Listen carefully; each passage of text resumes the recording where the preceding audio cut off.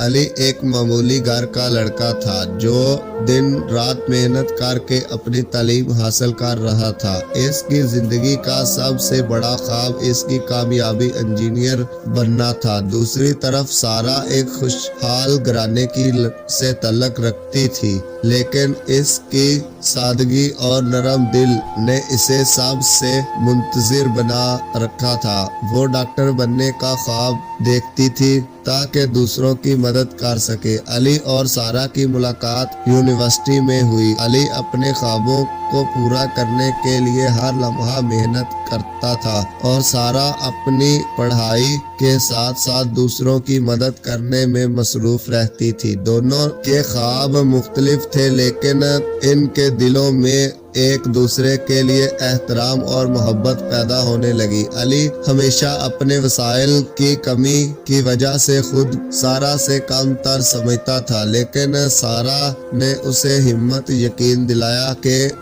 کامیابی صرف محنت اور ایمانداری سے حاصل ہوتی ہے، نہ کہ دولت سے۔ ان کی دوستی وقت کے ساتھ ساتھ گہری ہوتی گئی۔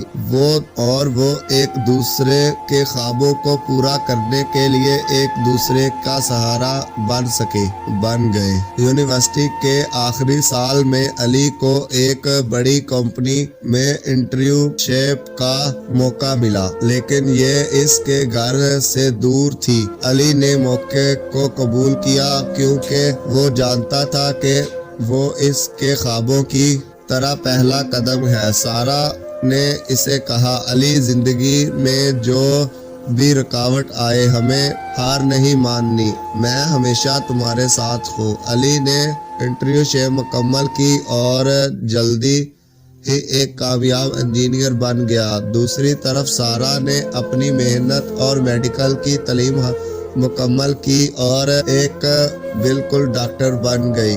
دونوں نے اپنے خوابوں کو پورا کیا، لیکن ان کے دلوں میں ایک دوسرے کے لیے محبت اب بھی قائم تھی۔ ایک دن علی نے سارا سے کہا، ہم دونوں نے اپنے خوابوں کو پورا کیا ہے، لیکن کیا یہ ممکن ہے کہ ہم دونوں اپنی زندگی کا خواب بھی ایک ساتھ دیکھیں؟ سارا نے مسکراتے ہوئے جواب دیا، ہمیشہ سے یہی میرا خواب تھا علی اور سارا نے صرف اپنے خوابوں کی حقیقت بنایا بلکہ ایک دوسرے کے ساتھ زندگی کا سفر شروع کیا۔